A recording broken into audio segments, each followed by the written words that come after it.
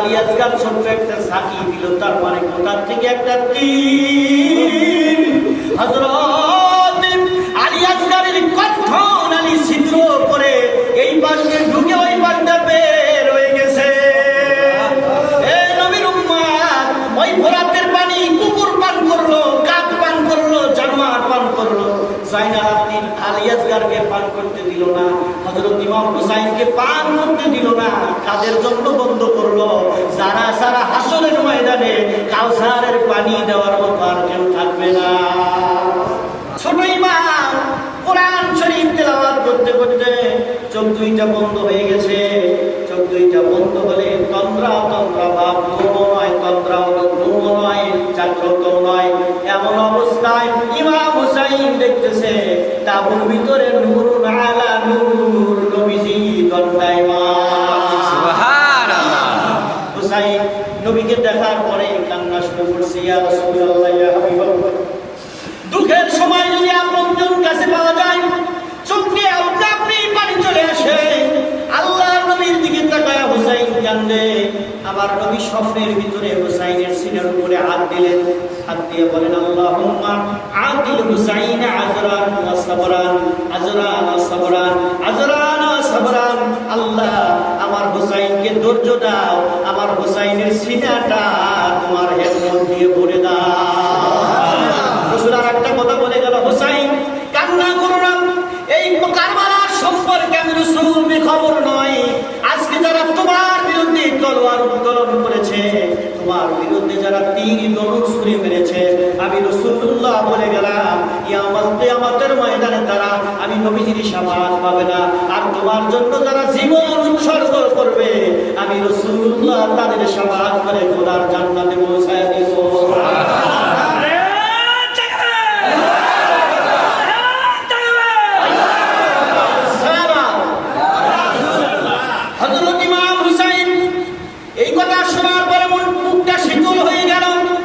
সকাল শুরু হলো, সালাতুল ফজর আদায় করার পরে হযরত ইমাম হুসাইন রাদিয়াল্লাহু তাআলা তার ওই কাফের এজিদ বাহিনীর কাছে গেল। যাওয়ার পরে লম্বা একটা ভাষণ ছিল, তিনটে ভাষণের কথা আছে, তিনটে বলতে পারবো না, একটা ভাষণ শুধু বলি। শুধু বুঝাইতে চাইল, আমি কি, আমার পরিচয় কি জানো? যে হুসাইন কাঁদলে রাসূলের কষ্ট হয়। আল্লাহর নবী বলে, ফাতিমা হুসাইনকে কাঁদতে দিও না, হুসাইন কাঁদলে আমি রাসূলুল্লাহ সহ্য করতে পারি না। আমার পরিচয় কি জানো? আমাদের ঘরে ছিল অভাব, উট নাই, দুম্বা নাই, আমি হুসাইনের ঘরকে চড়ার জন্য সব করলাম। আমার নানা ঘরের মধ্যে নিয়া উটের মতো হামা করে দিয়া দোজাহানের বাদশাহ রহমাতুল লিল আলামিন আমাকে কান্দে চড়াইয়া উটের মতো হামা করে দিয়ে আমি নবীর কান্দে। আমি বললাম, নানা ভাই, মক্কার উটগুলোর লাগাম দেখা যায়, আমার উটের কোনো লাগাম নাই। আমার নবী পাগড়ি খুলে মুখের মধ্যে দিয়া হুসাইনের হাতে লাগাম ধরাইয়া দিল। হুসাইন বলে, নানা, মক্কার উটগুলো শব্দ করে ডাকে, আমি এমন উটের পিঠে চড়েছি, আমার উট একবার উট শব্দ করে ডাকে না। আমার নবী সেই মাত্র নবী অতি কণ্ঠে মাথাটা উপর দিকে দিয়া, ঘাটটা উপর দিকে দিয়া, চোখটা আসমানের দিকে দিয়া উট শব্দ করে ডাক দিয়েছে। আল্লাহ বলে, জিবরিল তাড়াতাড়ি যা, আমার রাসূলকে বন্ধ করে দে। আর একটা বার ওই শব্দ উচ্চারণ যদি করে, আমি আল্লাহর আরশ আল্লাহ ভাঙন শুরু হয়ে যাবে।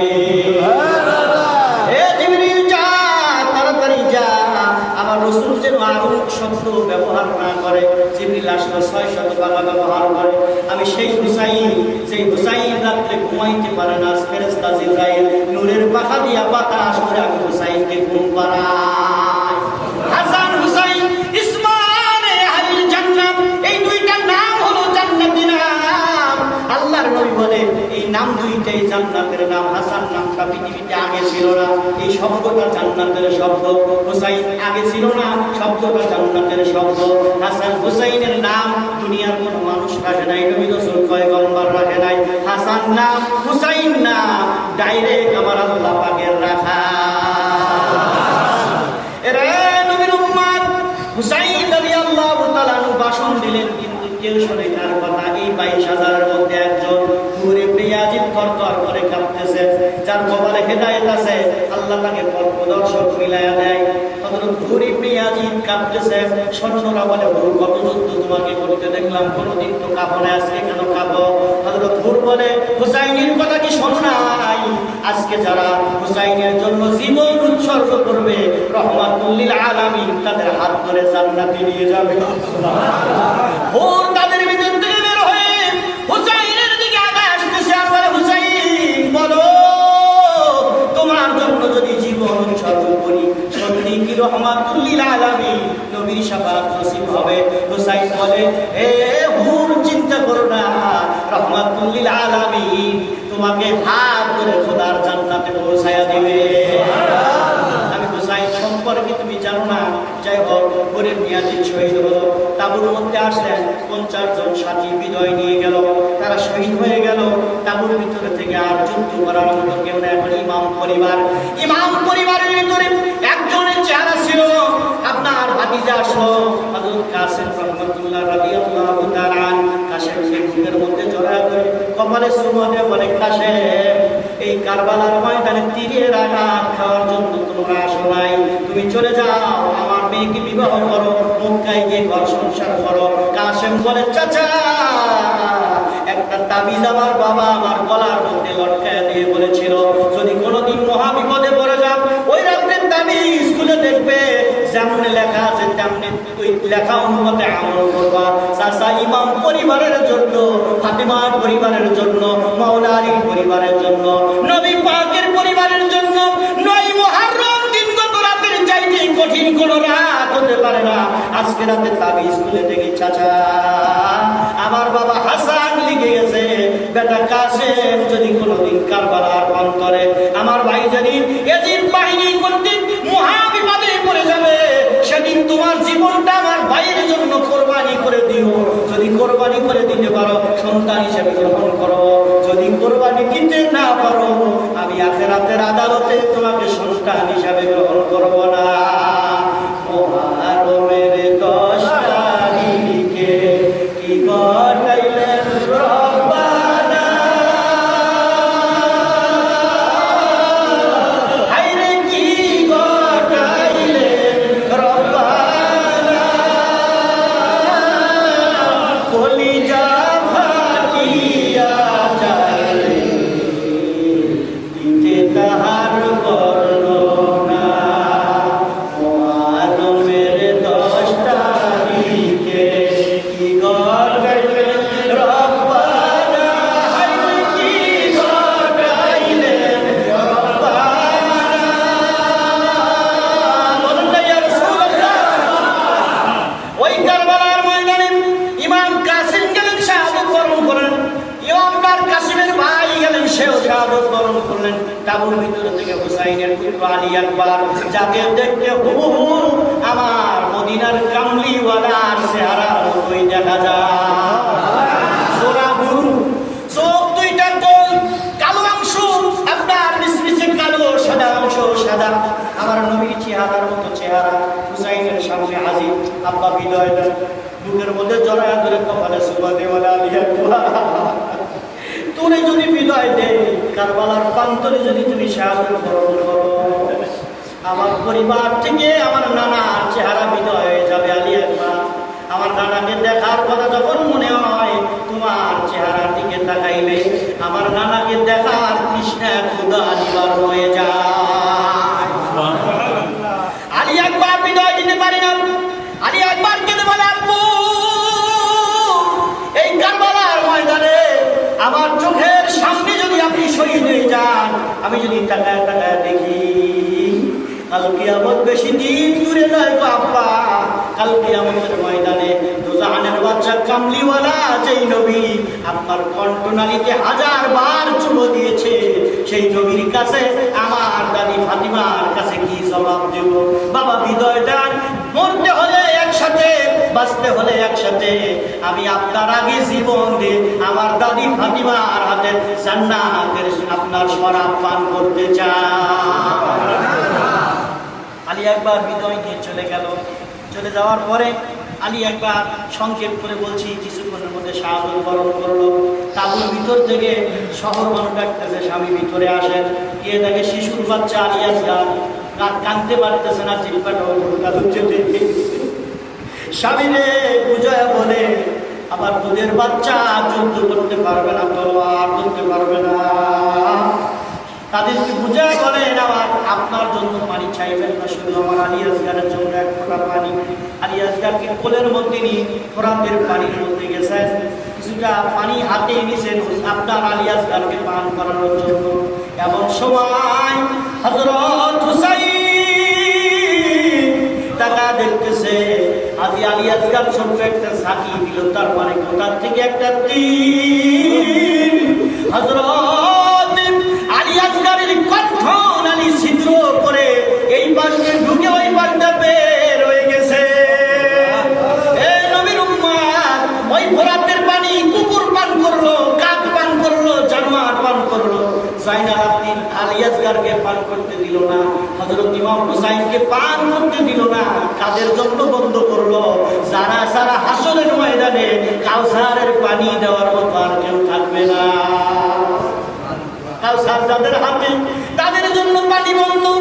ইমাম হুসাইন হযরত আলী আসগারকে বুকের মধ্যে জড়ায়া ধরে কাঁদতে কাঁদতে তার কাছে এসে বলে, শহর বানুরে এদিকে আয়, আলী আসগারকে কোলের মধ্যে নে। তোর আলী আসগার জীবনে আর কোনোদিন পানি খাবে না, আমার মায়ের হাতে পানি পান করার জন্য জান্নাতে চলে গেছে। আমার মা ফাতিমার কাছে চলে গেছে, আর কোনোদিন পানি পান করতে চাবে না। হযরত আলী আসগার শাহাদাত বরণ করলো। অসুস্থ জয়নাল আবদিন সামনে এসে দাঁড়ায়, আব্বা বিদায় দেন। জয়নাল আবদিন বুকের মধ্যে জড়ায়া ধরে কপালে চুমো দিয়ে বলে, সিনার সাথে সিনা লাগায়া বলে, জয়নাল আবদিন রে যা, আমার জাহিরি বাতিনি খেলাফত আমি করে দিয়ে গেলাম, আমার জাহিরি বাতিনি খেলাফত আমি করে দিয়ে গেলাম। জয়নাল আবদিন তুই যদি চলে যাস, অসুস্থ জয়নাল আবদিন নবীর বংশ বিভক্ত হয়ে যাবে, নবীর বংশ দ্বারা থাকবে না। তবে জয়নাল আবদিন রে ওসিয়ত করে যা, ওসিয়ত করে যাই, যদি কোনোদিন মদিনায় পৌঁছার সুযোগ হয়, জয়নাল আবদিন যদি কোনোদিন মদিনায় পৌঁছার সুযোগ হয়, পরে যাওয়ার আগে আমার নানা রওজার কাছে যাইবা, তোমার চোখে দেখা কারবালার করবি দিয়া, আমার নানারে না শুনাইয়া আপন ঘরে প্রবেশ করে ইমাম পরিবারের জন্য, ইমাম পরিবারের জন্য কি ব্যবহার তার উম্মতের উপহার দিয়েছে, এইটা না বলা পর্যন্ত খবরদার করে যাবে। শহর মানুষ ধৈর্য ধারণ করবা, হাওমাও করে কান্নাকাটি করবা না, আপনার মাটিতে থাপড়া থাপড়ি করবা না, মন সকিনাকে ডাকতে পারে ধৈর্য ধারণ করবা। আর আমার আদরের মেয়ে সকিনাকে দেখে রাখবে, খবরদার করে কাঁদতে দিও না। হযরত ইমাম হুসাইন রাসূলের পাগড়ি মাথায় বাঁধলেন, সুবহানাল্লাহ, রাসূলের পাগড়ি মাথায় বাঁধলেন, ওনার বাবার সেই তলোয়ার জুলফিকার হাতের মধ্যে নিলেন। হযরত ইমাম হাসানের সিনামান নিলেন। আপনার নেওয়ার পরে হযরত সফিনা বলেন, তাবুর দিকে তাকায়া সকলের কাছ থেকে বিদায় নিলেন, ধৈর্য ধারণ করবা, ওসিয়ত করে গেলাম, ধৈর্য ধারণ করবা, বিপদ আবার যতই আসুক না কেন ধৈর্য হারা হবে না, ধৈর্য হারা হবে না। বের হয়ে যাচ্ছেন তাবুর ভিতর থেকে, শহর মানুষ ডাকতে বলে, স্বামী তার কাছে আমাদের রেখে গেলেন, জালিমের কাছে, এজিদ পাপিষ্ঠ এজিদের কাছে রেখে গেলেন। হুসাইন ডাকতে বলে, বিবি রে তোমাদের এজিদের কাছে রেখে যাই নাই, ওটা আলমের মালিক আমার আল্লাহর কাছে জমা দিয়ে গেলাম, আল্লাহর কাছে আমানত রেখে গেলাম। রে নবীর উম্মত, ইমাম হুসাইন ঘোড়ার কাছে গিয়ে দাঁড়াইল। বোন জয়নব ডাকতে বলে, বোন ডাকতে বলতেছে, ভাই ইতিপূর্বে সবাইকে আপনি বিদায় দিয়েছেন, আপনাকে বিদায় দেওয়ার মতো কেউ নাই, তোমার গায়ে তার রক্ত, আমার গায়ে তার রক্ত, আমি আপনাকে যুদ্ধের জন্য বিদায় দিতে চাই। ঘোড়ার লাগাম ধরলেন বোন।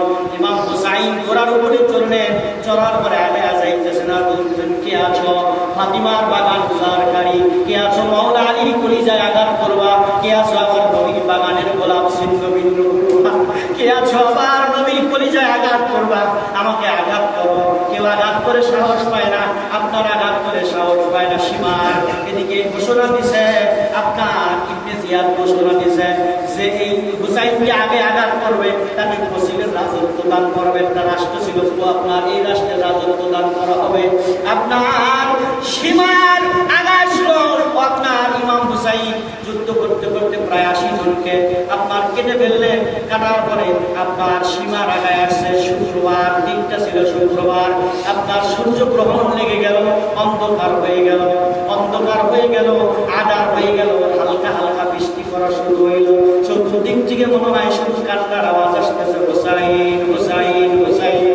আসমান থেকে এমন আওয়াজ মনে হয় শোনা যায়, মাটির থেকে এমন আওয়াজ মনে হয় শোনা যায়। সীমার এসে হুসাইন ঘোড়ার উপর থেকে পড়ে যায়। যখন ঘোড়ার থেকে পড়ে যাওয়ার সময় হুসাইন নানা নানা বলে কাঁদতেছে, নানা কোথায়, নানা কোথায়। এদিকে মা ফাতিমা দুহাত টান করে ডাকতেছে, হুসাইনা তোরে নেওয়ার জন্য আমি ফাতিমা থাকতে পারি না। হযরত মাওলা আলী দুহাত টান করে ডাকতেছে, হুসাইনা না। হযরত হুসাইন মার কথা কর্ণপাত করছে না, বাবার কথা কর্ণপাত করছে না। নানা দাদা দাদা বলে কান্দে। হুসাইন এমন সময় তাকায় দেখে আবার নবী হুসাইনের রক্তগুলো শিশির মধ্যে উঠাইতেছে। হুসাইন ডাকতে বলে, নানা যে হুসাইন কাঁদলে আপনি কষ্ট পাইতেন, হুসাইন কুরআন থেকে পড়ে যায়, তীরের আঘাতে সাজরা হয়ে গেছে, হুসাইনের দেহ বর্ষার আঘাতে জাজরা হয়ে গেছে। ইয়া রাসূলুল্লাহ আপনি রক্তগুলো শিশুর মধ্যে উঠাইতেছেন কেন? নবী বলে, হুসাইন রে তোর মার কোরবানি আমার কোরবানি, এটা আখিরাতের ময়দানে কাজে লাগবে। এই রক্ত নিয়ে আমি আল্লাহর কাছে হাজির হয়ে যাব। আল্লাহকে ডেকে বলবো, মাবুদ আমার হুসাইনের তাজা রক্তের বিনিময়ে আমার তামাম গুনাহগার উম্মতগুলো তুমি জান্নাত দিয়ে দাও। সুবহানাল্লাহ। সে হযরত হুসাইন পড়ে গেল, সীমার বুকের উপরে বসা।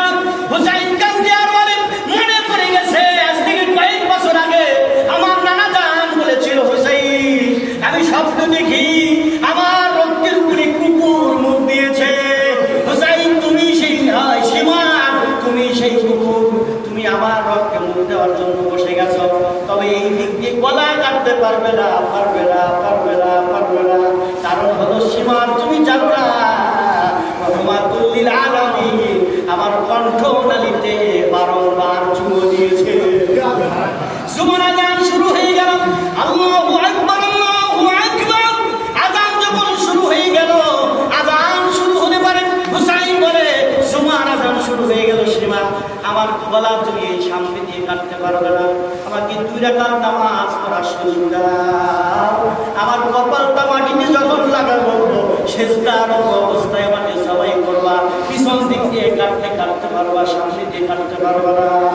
ইমাম হুসাইন ঘুরে হয়ে নাক আর কপালটা মাটিতে লাগায় সেজদার তাসবিহ করতেছে। হে উম্মাহ, এখান থেকে শিক্ষা নিতে হবে, মৃত্যুর সন্ধিক্ষণে, মৃত্যুর দ্বারে দাঁড়িয়ে আমার ছোট ইমাম হুসাইন নামাজ ছাড়া যায়, আমাদের বাকি জিন্দেগি যেন নামাজ ছুটে না যায়। ইমাম হুসাইনকে পিছন দিক থেকে জবাই করা হলো।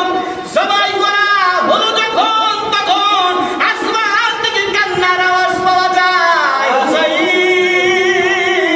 হুসাইন হুসাইন কান্নার আওয়াজ পাওয়া যায়। ঘোড়াটা রক্তগুলো কপালে মাখাইতেছে, ঘোড়া পাগল হয়ে গেছে। হুসাইনের ঘোড়া রক্ত কপালে মাখায়। এজিদ বাহিনী ঘোড়াকে আক্রমণ করলো, কিন্তু ধরতে পারলো না। ঘোড়া তাঁবুর কাছে গিয়ে দাঁড়াইলো। আপনার হুসাইনের বোন সকিনা তাঁবুর ভিতর থেকে বের হয়ে এসে, জয়নব আপনার তাঁবুর ভিতর থেকে বের হয়ে এসে ঘোড়ার জিন যখন খালি ছোট্ট করে চিৎকার দিয়ে বলছে, শহর বানুরে জয়জালাব্দিরায় চিরজন্মের মতো হুসাইন মনে হয় শাহাদত বরণ করেছে। ঘোড়ার কপালে রক্ত দেখা যায়, ঘোড়ার জিন খালি, ঘোড়ার পিঠের উপরে মানুষ নাই। মনে হয় আমার ভাই ইয়াজিদ বাহিনীর হাতে শাহাদত বরণ করেছে। বোরকা পরে, পর্দা পরে কারবালার ময়দানে আগায় গেল, লাশ খুঁজতেছে, খুঁজতে খুঁজতে চলে গেল, মাথা নাই, নিথর দেহ পড়ে আছে। আপনার 134টা তীরের আঘাত, 43টা 46টা তলোয়ারের আঘাত, বর্ষার আঘাত 136টা। আল্লাহু আকবার। যে দেহ আল্লাহর নবী কোলের মধ্যে নিয়ে রাখলো, সেই দেহের এই অবস্থা করেছে। কিছু নামদারি উম্মত, মুনাফিক উম্মত, বেঈমান উম্মত, কথা ঠিক না? বেঈমান উম্মত এই অবস্থা করেছে। আপনার এদিকে ইমাম হোসাইনের মেয়ে কাঁদতেছে, খুবই কোথায় আমার আব্বার দেহ, কোথায় আমার বাবার দেহ। আল্লাহ হযরত ইমাম হোসাইনের বোন ডাকতেছে, এদিকে আয়। জাইনবের কাছে যাইয়া বাবার গলা জড়ায় ধরে হুসাইনের মেয়ে আপু আপু বলে কাঁদে। জাইনব বাতিজির মুখের মধ্যে জড়ায় ধরে বলে, কান্না নিষেধ করেছে, ধৈর্য ধারণ করো। ও নবীর উম্মত, এই কুরবানি কেউ ঠেকাইতে পারবে না। এই কুরবানি হলো আমার নবীর উম্মতের কুরবানি, আমার মা ফাতিমার কুরবানি।